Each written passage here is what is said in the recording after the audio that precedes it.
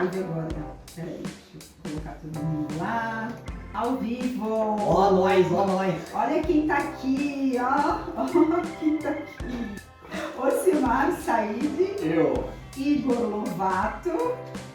Dália Arabel. E o Gordão? E o Noé. Oi. O Gordão só na bagunça. Hoje finalmente estamos nos encontrando pessoalmente, né? Porque...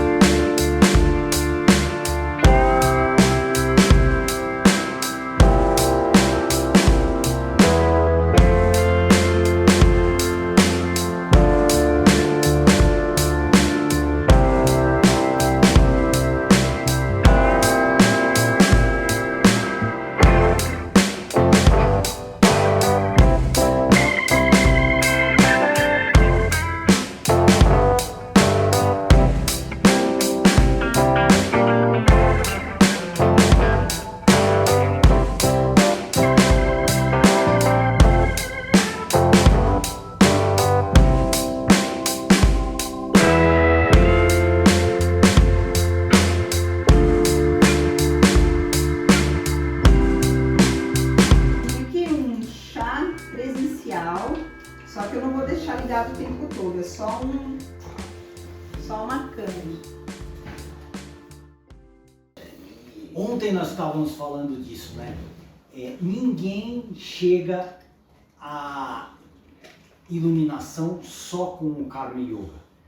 O Karma Yoga às vezes é traduzido, às vezes é definido como o segredo da ação, a maneira de queimar as sementes do karma, de derreter os karmas.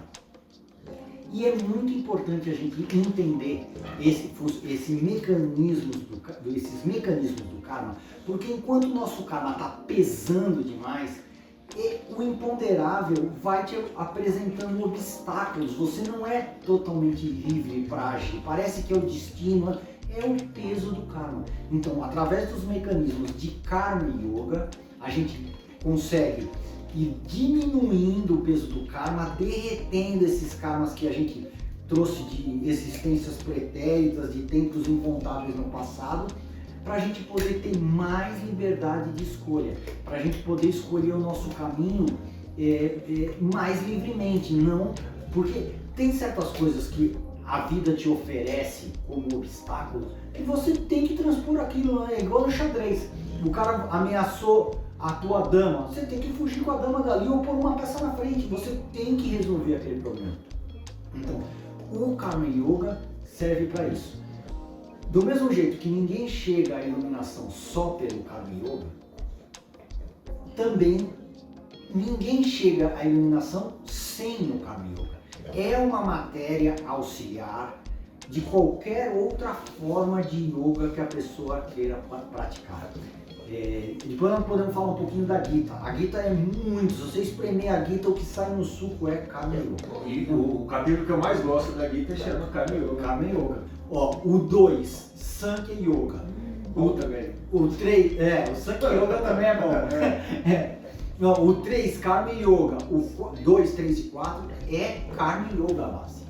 Depois começa um pouco de meditação. Então, se você for fazer Hatha Yoga, Raja Yoga, Bhakti Yoga, Jnana Yoga, qualquer uma dessas modalidades, o Karma Yoga é uma matéria auxiliar. Tem que trabalhar junto Karma Yoga. E a prática do Karma Yoga torna a nossa vida mais feliz, mais frutífera e mais agradável. Você tem um estudo do sânscrito, né? E qual o sentido? A gente sabe que a palavra yoga tem um monte de sentido. Qual o sentido que ela está dentro do Karma Yoga? Essa palavra yoga, ela está em qual sentido aí? Na Gita, todos os capítulos Karma Yoga, Jnana Yoga, Raja Yoga, Guru, todos é uma forma de yoga. Então, um mecanismo, ou uma ferramenta, ou um jeito, ou uma aproximação de como se ligar à divindade. ou se religar. A palavra religião no Ocidente é religação com a divindade. O yoga é ligação. É a mesma ideia de como você se unir à divindade, como você se juntar à divindade. Então, são várias técnicas. O Bhakti Yoga, ele vai focar no aspecto devocional. O Jnana Yoga, ele vai focar no aspecto de conhecimento. O Raja Yoga, através de mecanismos de meditação e de autoentendimento, swadhyaya, se auto-entender, que é fundamental para todas as formas de yoga. Então, o Hatha Yoga, ele parte do corpo físico para entender as energias, para ir para camadas cada vez mais sutis, para você entender a divindade que é a raiz da existência, que é o que é o que existe dentro do ser humano de verdadeiro, de perene, que tem uma existência real e não uma existência ilusória dentro de Maya, a ficção operante no universo, que é esse caleidoscópio universal, a dança cósmica de Shiva, que está todo dia mudando na interação dos gunas. O Simara, fala um pouco pra gente dessas modalidades aí do Hatha Yoga, do Karma Yoga, do Bhakti Yoga, o que cada um foca e como eles são complementares. Bom, eu gosto de falar de símbolo, né? Isso. Então, a gente pensa em religiões, tem religiões que seguem a via solar e a via lunar. A via lunar é basicamente Bhakti, né? Basicamente a devoção pura, né?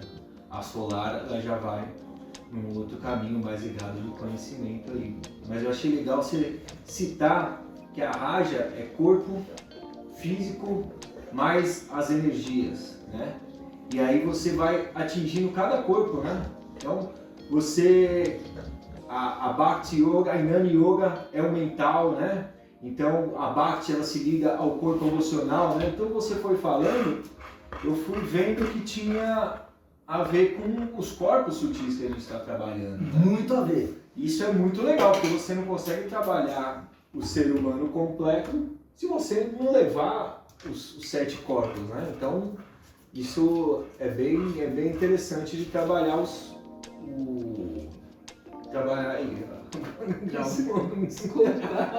Mas essa que é a ideia, né? Você trabalhar cada corpo aí, que não é só o Gita, né? O próprio Patanjali lá também, né? Ele vai colocando, cada corpo vai indo sendo trabalhado, né? E dá para trabalhar tudo ao mesmo tempo? Ou um por vez? Então, Ou o que aparece eu vou trabalhando? Não é? Eu penso assim, todas essas ferramentas foram criadas porque existem vários temperamentos. E a gente mesmo, numa determinada época da vida, tem uma tendência, depois mais velho, às vezes muda isso. Então, o ideal é você trabalhar inicialmente aquelas modalidades de yoga que você tem mais facilidade. Então, a hora que você tiver bem estabelecido naquelas ferramentas que você já tem uma tendência, mais facilidade e mais natural para você, aí o certo é ir testando as outras, porque todas as modalidades têm o seu valor. Todas as modalidades têm alguma coisa para contribuir na evolução do ser humano. Então, isso é um conselho que o René Descartes dá no discurso do método. Ele fala, comece das coisas fáceis, deixa bem estabelecido o que é fácil e depois você vai fazendo as mais difíceis. Então, por exemplo, o cara tem facilidade com conhecimento filosófico. Parte do Jnana Yoga, do entendimento do cosmos, da parte teórica. O cara tem uma natureza, um temperamento devocional, religioso. Parte do Bhakti Yoga. E depois traz um pouquinho de Jnana, traz um pouquinho de Hatha Yoga para mim. Essa diferença é bem clara, né? Eu consigo ver bem diferente cada uma das yogas.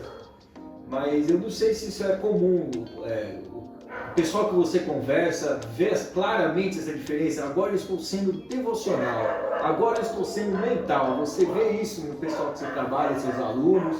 Porque pra mim é claro, né? Mas é agora pra mim, né? Eu não sei se seria claro. Eu acho que a maioria das pessoas faz uma mistura de tudo, né? Mas essa aproximação holística, ela é boa. Cada um dos capítulos da Gita é um yoga para isso, para oferecer uma gama enorme de possibilidades. Então cada um vai seguindo inicialmente pelo caminho que tem mais facilidade e depois vai trazendo as outras ferramentas para ajudar. Sim. Eu acho difícil alguém chegar na meta, por exemplo, pelo Bhakti Yoga, se a pessoa tiver aquela fé Sim. louca, tipo o Ramakrishna, louco por Deus, o cara chega só no Bhakti. É o conselho de Jesus também, né? Sim. Jesus dá um conselho, um pouquinho de Karma Yoga, fazer o bem, e ele foca no Bhakti Yoga. O Ramakrishna também fala isso, quando os caras chegavam para ele e falavam assim, mestre, eu queria ser um inami. Eu falo, filho, por que você quer ir por uma estrada cheia de espinho, se tem um caminho plano e florido que é o Bhakti? É o Bhakti mesmo, né? Que é o mais fácil. Mas nem todo mundo tem esse temperamento devocional. Sim. Né? Eu tenho uma amiga que ela é bem mental. Problemão, fui jantar com ela e aí ela me perguntou que eu fiz um tratamento de cristal com ela lá, né? Ela mora lá em São Sebastião. E aí ela não sabia o que fazer, né? E aí a gente falamos da minha avó, da avó dela e tal. Aí eu falei, você está falando da sua avó por quê? O que sua avó faria nesse momento? Eu acho que ela ajoelharia e pediria a Deus para isso tudo melhorar. Que era basicamente o que minha avó fazia, né? Você tem uma posição muito diferente da vida quando você tem uma posição Bhakti. Um Bhakti verdadeiro é uma ferramenta maravilhosa. Ajoelhar, pedir E vem! vem. A gente vai muito no mental, no estudo simbólico. O estudo simbólico é mental, né? Então, falando bastante na live a diferença entre a devoção, a ausência de dogmas, né? Quando você estuda o simbolismo, o ocultismo. Por quê? Porque o dogma é Bhakti, né? Você acreditar, é devoção, sem questionar, sem nada, e pedir, né? Então eu acho que a gente às vezes vai muito pro mental e esquece realmente de pedir a Deus, né? Aquilo. Se for falar do Gita, então, cara, a ajuda tá toda hora ali pedindo mesmo, né? Você tem a devoção mesmo. E quando você falou que é a estrada mais florida, é a estrada mais florida, porque eu tive que me policiar muito tempo para não ficar na devoção. Porque eu venho da tradição católica, sou católico, vou na missa eventualmente, a quaresma, eu estava muito presente na igreja, e é realmente, né? E eu vou numa igreja que chama Nossa Senhora do Amparo. E, é amparo. Você sente aquele amparo que você não sente no mental. Né? No devocional você tem um abraço, né? Você sente. Isso. É florido o caminho. E o lance de Maria, né, que tem muito no catolicismo, é o puro abraço, né? É o amparo mesmo, né? Então quando você se sente só e tal, eu tenho um apego, eu acho que é um apego às vezes, né? E eu tive que me policiar muito tempo para não ficar só no Bhakti.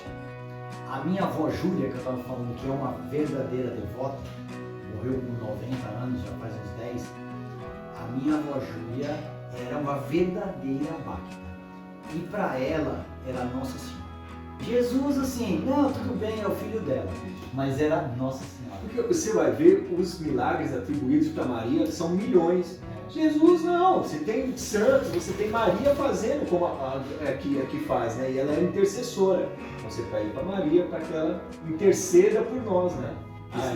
Dentro da tradição hindu são os devotos das mães, né? Isso. Mãe Kali, Lakshmi, Parvati e Nossa Senhora. É a Murti, né? Que tem essa palavra, Murti é a forma.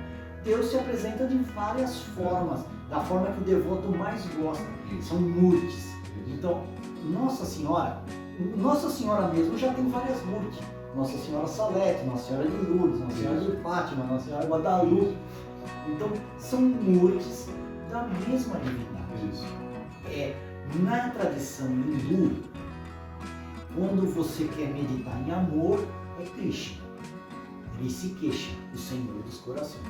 Quando você quer meditar em bondade, Shiva, Mahadeva. E quando você quer meditar em poder, é uma das mães, Mãe Kali, Mãe Lakshmi, Parvati e as Nossas Senhoras. As deusas têm, por isso que é Shakti. É o poder da divindade. É o sinônimo, né? É sinônimo, é o poder da divindade. É sinônimo para deusa e sinônimo para poder. E o poder de Deus é a deusa.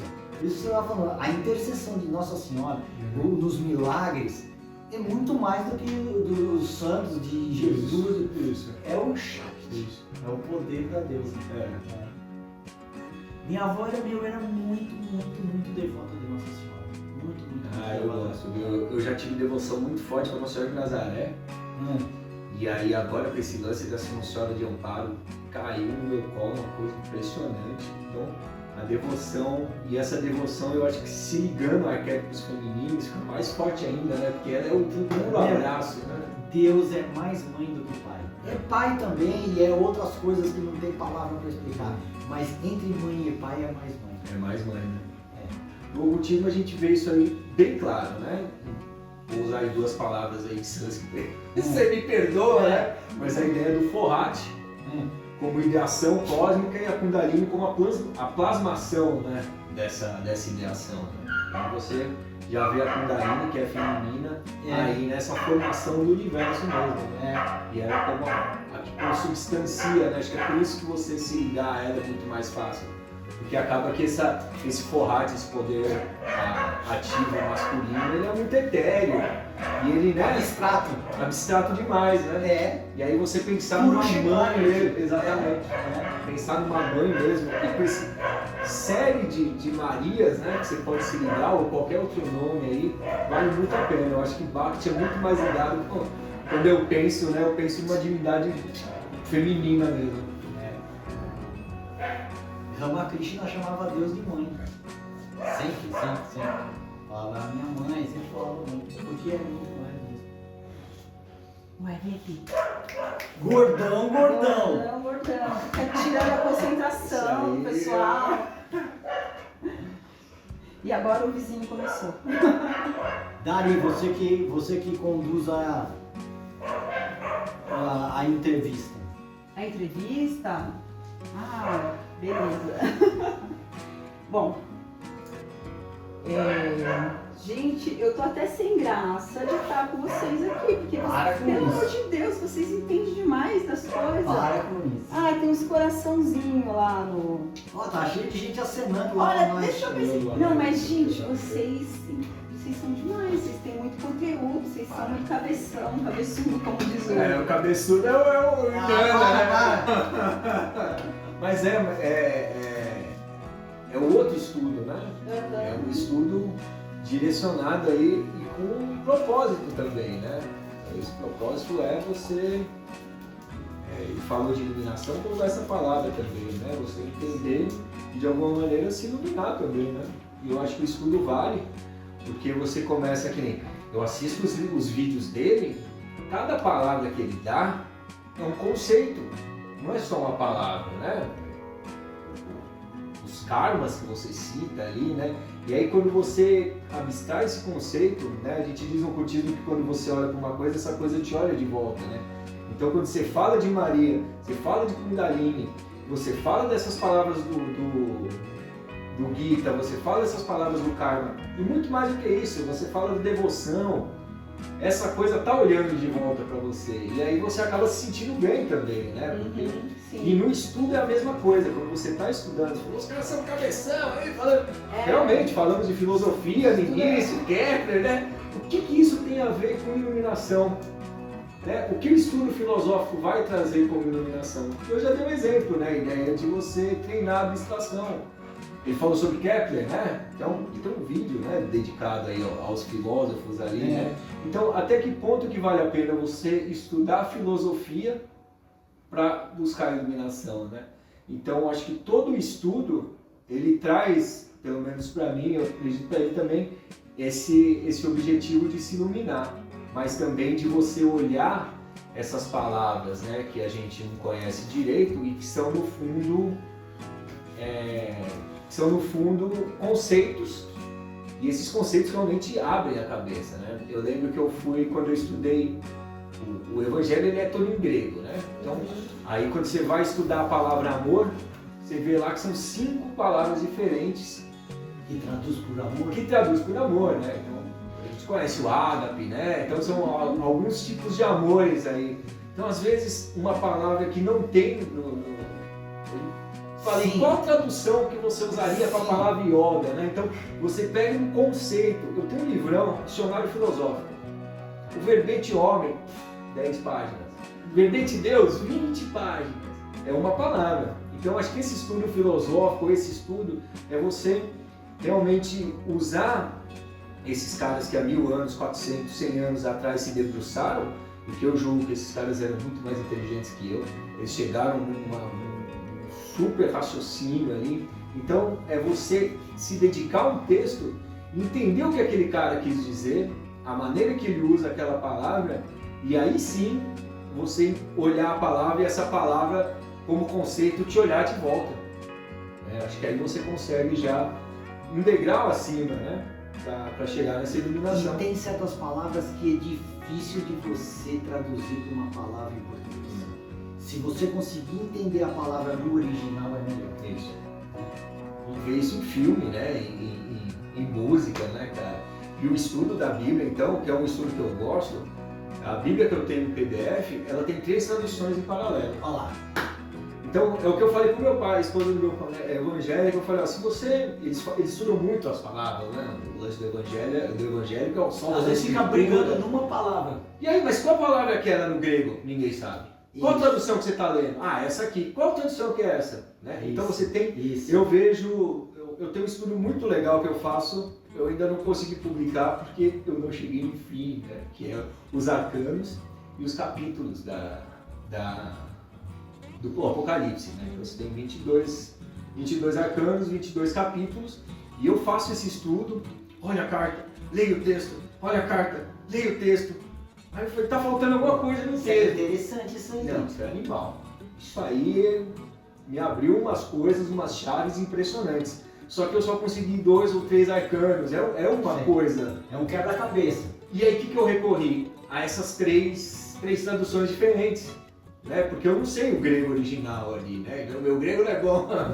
Mas seria, se eu tivesse que... Ele tem que estudar o sânscrito para falar sobre para estudar mesmo, né? Quando você vai estudar um texto sagrado, você obrigatoriamente, ou você faz que nem esses subterfúgios aí de 3 ou 4 traduções no mesmo versículo, ou você entende esse original mesmo, né? Porque é o que o autor quis passar mesmo, né?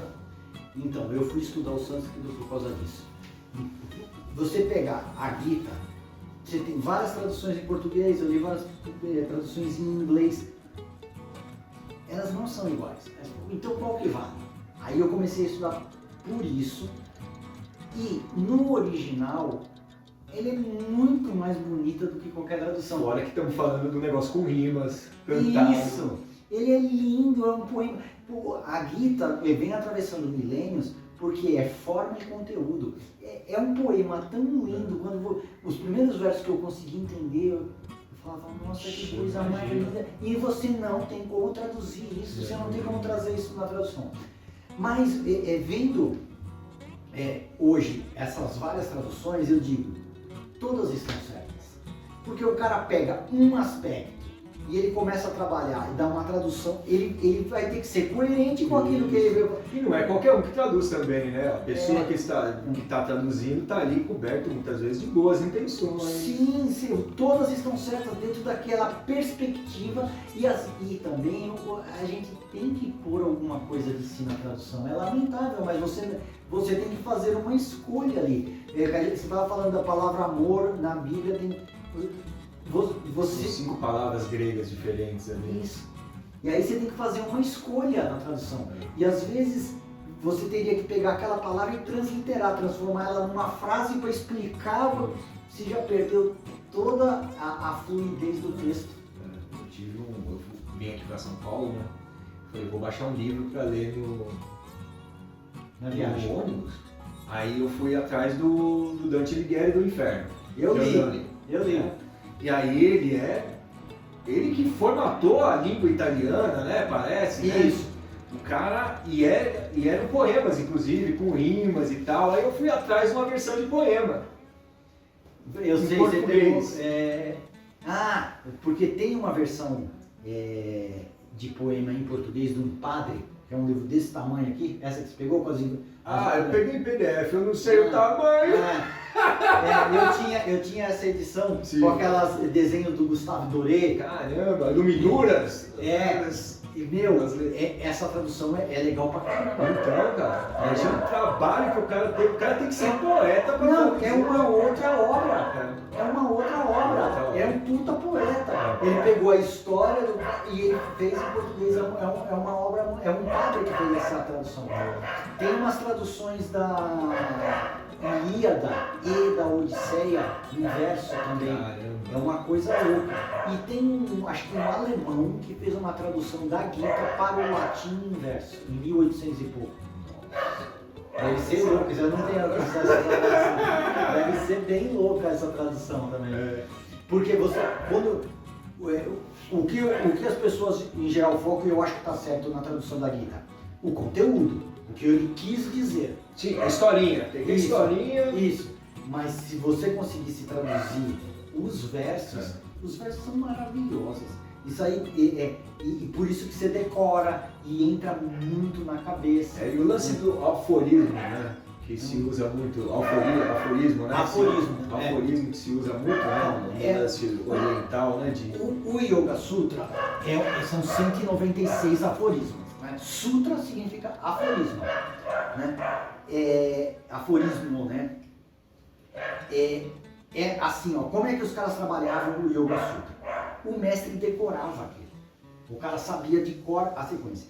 E cada sutra é uma aula. Então, o primeiro sutra é agora o ensinamento de yoga. Então, a primeira aula ele vai falar o que é o yoga, é uma introdução. Agora o ensinamento de yoga. Na segunda aula, ele já tem um sutra pesadão. Yoga Chitta Vritti Nirodha. O yoga é o controle das ondas de pensamento dentro do nosso universo mental. Tá vendo? Quantas palavras você usou nesse ano? 4 nessa aqui. E para traduzir aí? Então, a tradução A também Chitta, não é né? Que é o que eu conheço então, aí. Chitta é substância mental. O que a gente pensa, a gente não pensa do nada. É que nem um pulmão. Toma ar do meio ambiente, processa a respiração e devolve ar com mais CO2 metabolizado. O nosso pensamento não é do nada. A gente toma a substância mental do meio ambiente, processa aquilo que a gente experimenta como um pensamento, uma ideia, um sentimento, uma percepção do mundo exterior e devolve substância mental metabolizada. Quando você pega esse Chitta do Oceano Universal de Substância Mental e faz um vritizinho, um redemoinho, esse redemoinho de vriti, dessa gotinha do Oceano Universal de Substância Mental é o nosso pensamento. Eu usei essa palavra Chitta outro dia para explicar o segredo, né? A lei da atração. Porque é isso que plasma, né? Isso. Os caras que lê pensamento, eles pegam esses fragmentinhos de saiu da sua cabeça e entende pelos pedacinhos que sobrou o que você pensou. Você captou? Eu fiz uma cara, você captou qual é que é? Nossa! Você imprime, né? Então você imprime na substância do plano mental o que você pensou. E aquilo que está impresso na substância mental que você pensou vai atrair, ele vibra de uma maneira que atrai o semelhante. No violão, se você cantar um Si agora, a quinta corda vai vibrar sozinha. E aí que tá, a cítara é a mesma coisa, né? Você vibra por simpatia. Isso. Quando uma corda vibra, a outra vibra naturalmente junto. E é aí que você faz, o mecanismo do segredo tá aí. Você pensa, sei lá, normalmente o pessoal pensa em prosperidade. Pensa em você lá, com dinheiro, dentro do carro, né? Casa, apartamento. Aí o que você faz? Você imprime aquilo, Chitta, vira o Vrit, é impresso nessa substância mental, e essa substância mental vibrando que de alguma maneira altera essa realidade ou atrai isso, né? Plasma, será? Sim, e foi por isso que eu usei o Chita como exemplo pro segredo, né? Então, uma ocidentalização ali, né, do negócio, né? Mas aí que tá, você tem que captar essas lições, né? Então ele falou do Chita, do Vitri, aí a lição é essa, é você usar isso ao seu favor, né? É você, quando você tem pensamentos bons, esse plano mental no seu entorno, ele tá cheio de coisa boa. E isso vale para o plano emocional também, né? Então você imprime isso, não importa o que você sente, você sentiu raiva, você tem aquelas cores, né? Uhum. Tal, aquilo você imprime na substância astral e aquele astral vibrando atrai coisas ruins ou atrai coisa boa. Então esse é o mecanismo da lei da atração que se usa, né? Veio atrás desse conceito que é antiguíssimo, né? É do Sankhya. Do Sankhya. É a anterior à Gita, é do Kapila, lendário, se perde nas raízes do tempo, não sabe quando viveu o Kapila. E esses caras entenderam isso. Entenderam. É o que você estava falando agora há pouco. Eu respeito muito esses antigos, porque, esses caras eram inteligentes pra caramba. Esses caras eram muito mais inteligentes do que nós somos. Porque a gente tem esse monte de informação e eles falando a gente demora para entender. E eles entenderam isso. Esses caras são, eu respeito demais esses rishis. Sensacional. Porque eu trabalho eu dou aula de yoga, né? Eu sou terapeuta holística, né? Então a gente sempre está falando do corriqueiro, da vida, do dia a dia, do que está aqui, né? Então a gente não costuma ir muito tão profundo, né? Quando eu vou conversar com o cliente, quando eu vou procurar uma solução para ajudar, né? Mas vocês falando, tudo que vocês estão falando tá me dando umas ideias tão maravilhosas assim, com as pessoas que estão precisando de ajuda, comigo mesma e com outras pessoas que às vezes trazem perguntas e eu não tenho resposta, né? Porque eu falo, fazer o quê, né? Vamos vendo, respira, fica aí um pouquinho. É por isso que eu gosto dessas aulas aí que eu dou, né? Porque eu trago isso, né? Eu tento não deixar essas perguntas sem respostas, né? Então, foi uma aula, né? Perguntou sobre o segredo. Então, jogou como se eu não fosse falar. E aí você Falei já tinha a disso. resposta. Já tinha, né? Olha Por quê? só. Porque eu estudei isso aí, não sei quantos anos atrás aí, só que isso aí ninguém me disse, né? Isso aí, quando você percebe, você fala, só pode ser isso. Se você imprime é só essa maneira que tem, né? E aí você tem um monte de... Ele falou de leitura de pensamento, é isso, é gente que é clarividente pro campo mental.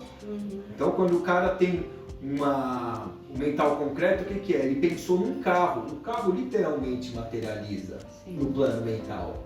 Você falou agora há pouco que, eu esqueci exatamente as palavras, aí eu falei, não, Platão fala isso. Primeiro as coisas acontecem são idealizadas no plano mental, e depois elas vêm para o físico. Não tem como ser diferente. Não tem como ser diferente. Não tem como ser diferente.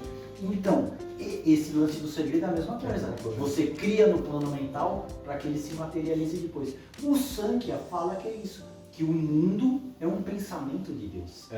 Que foda. E não tem como ser diferente. Não tem como ser diferente.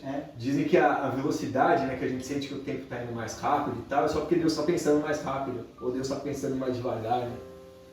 É muito louco. O Sankhya é animal, o Sankhya é animal, velho. Que é o mais legal de estudar. E está na base de toda a teosofia que eu estudo, porque provavelmente, eu não tenho certeza, mas eu acho que está na base do budismo esotérico, né, que é o que a Blavatsky colocou nos livros ali, né? Nem tanto no Easy Sem Véu, mas mais na Doutrina Secreta. Eu li os 8 volumes da Doutrina Secreta quando eu tinha uns 30 anos. Você leu? Eu li os 8 volumes. Meu Deus do céu. Ela leu o Yogananda e você leu a Doutrina. Eu não li nenhum dos dois. Depois eu dei a coleção da Blavatsky, da Doutrina Secreta, para uma prima minha. Então, ali é uma enciclopédia de informações, é muita informação, E ela é tipo você, assim, né? Ela fala de cabala, ela fala de mitologia grega, ela fala de yoga pra caramba, ela negócio de história, ela manja muito. Que mais? Mais coisas. Astrologia. Então, muita informação junta na teosofia. E uma coisa que na época eu xinguei muito a Helena Blavatsky, falei, ela não devia fazer isso. Mas hoje eu entendo que ela estava certa. Vem um pedacinho da ideia aqui, Vem cá. no volume 1, depois vem outro lá no volume 6. Mas isso tem uma razão, porque você tem que ter evoluído aqui para pegar a resposta lá, entendeu? Mas às vezes é umas coisas que ficavam meio no ar, e depois eu ia encontrar a resposta lá num outro volume, para eu falar, mas onde que está no começo? Então foi uma época que eu tinha tempo para ler. Isso precisa de tempo, né? Precisa de estudo mesmo. Isso, você falou, voltar no assunto. Isso, e eu estava com a cabeça bem boa para ler, foi proveitosa. Mas eu reclamei disso, que é fragmentado o ensinamento ali. Mas hoje eu entendo que é necessário. Mas na época eu reclamei muito disso aí. Que e também a doutrina secreta foi escrita por vários mestres, de várias maneiras. Isso. Eu não faço parte de nenhuma sociedade teosófica, mas eu sigo uns canais aí excepcionais, principalmente a Loja Teosófica de Florianópolis. Os caras têm estudos seríssimos, estou vendo um aí sobre Isis Sem Véu, que eles estão estudando o capítulo. Eu gosto quando estuda minuciosamente. Sim, isso aí é uma ideia científica. Vamos focar nisso? Isso é científico. Minuciosamente, né? Então, hoje não está falando de qualquer livro, né? Então, eles estão ali capítulo por capítulo, né? Então, estou revendo isso aí. E eles estudam muito na Sociedade Teosófica a vida da Blavatsky, o contexto histórico dos livros, os mestres, as cartas, quem disse o que sobre quem, quando. Puta, isso deve ser legal, isso deve ser legal. Isso, e aí chega Coronel Olcott, Alan de Bezantes, isso. Livros mesmo, a segunda fase da teosofia acaba sendo melhor, né? Com o Leadbeater, né? Teve um cara que escreveu Sete Corpos, escreveu tudo quanto é coisa aí. Aí é muito mais legal, né? Pra você ler só o livro. Agora, quando você tá lendo a Doutrina Secreta e a Isis Sem Véu, né? Aí exige um outro estudo de contexto histórico, de mestres, de tudo aquilo que o pessoal na Sociedade Teosófica estuda bastante, né? E já os livros menores não, são bem legais de ler, né? O Ocultismo Prático, esses daí são bem legais de ler. Eu leio e releio bastante, gosto muito do jeito que a Blavatsky escreve e gosto também da revista Lúcifer. A revista não... eu peguei algumas coisas, alguns artigos separados ali, né? Mas sempre coisa muito boa. A Blavatsky foi o coração da Sociedade Teosófica, né? Se juntou ali um monte de gente de valor, mas eu acho que a cabeça mesmo era ela. Não sei se era ela, porque ela que tinha esse acesso mesmo, né? Todo o mestres, resto estava tolerando ela, né? Era uma aprendendo um pouco. E ela era uma personalidade forte, né? E você tinha que lidar com ela ainda, né? Você sabia que ela é invocada, né? Vertendo o maior conhecimento que o Ocidente nunca tinha, né? Eu li sobre um cara na Inglaterra que comprou todos os livros que são citados ali. Porque Sim, é uma bibliografia enorme. O cara comprou todos os livros para confirmar que tinha. E confirmou. Ele comprou uma biblioteca. Comprou a biblioteca. Não, mas deve ser só livro bom. Só livro bom. E ali eu acho que tem muito livro raríssimo, que é difícil de encontrar. Isso, a lenda, né? Distâncias de Dizian, né? Que falam que é uns codex aí que ficam circulando pelo Oriente, não tem nem lugar certo para ficar. É bem legal a história dela, assim. E o conhecimento, muitas palavras que a gente fala agora veio da Blavatsky, né? Sim, que aqui é largamente usado no ocultismo, é palavra dela mesmo, né? Então tem uma passagem que ela fala que no deserto de Gobi, é beijinho. No deserto de Gobi tem cidades da época do bronze enterrada. Recentemente,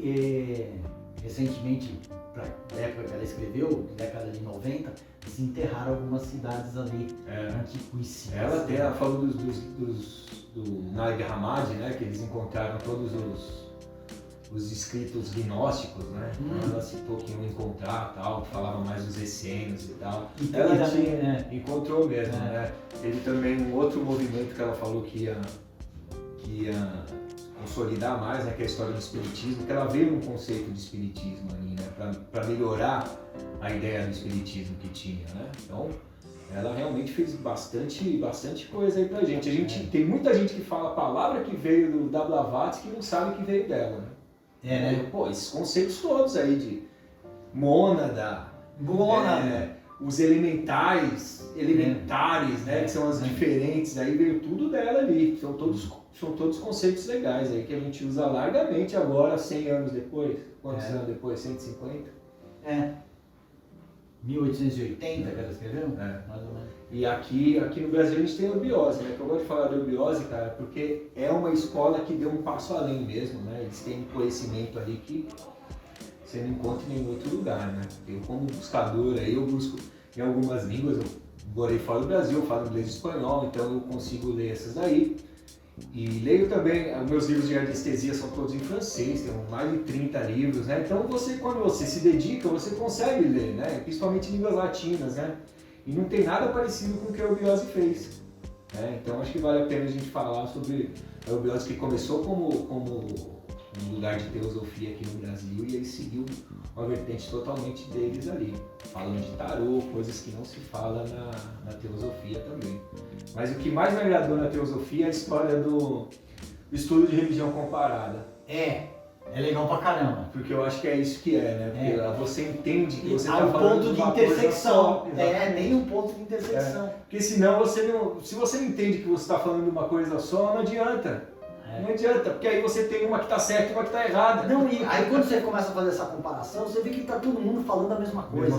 Aí é em outra língua, é em outra época, com outros exemplos, Isso. de outro jeito, mas eles estão falando a mesma coisa. O Sócrates era um yogi, os cátaros eram os yogis medievais do sul da França. Certeza. Os caras estão falando a mesma coisa, gente. Certeza. Quem que eu ia outro dia falando, puta, mas esse cara é um yogi também. Agora eu não estou lembrando, mas é isso aí, tem um ponto de intersecção.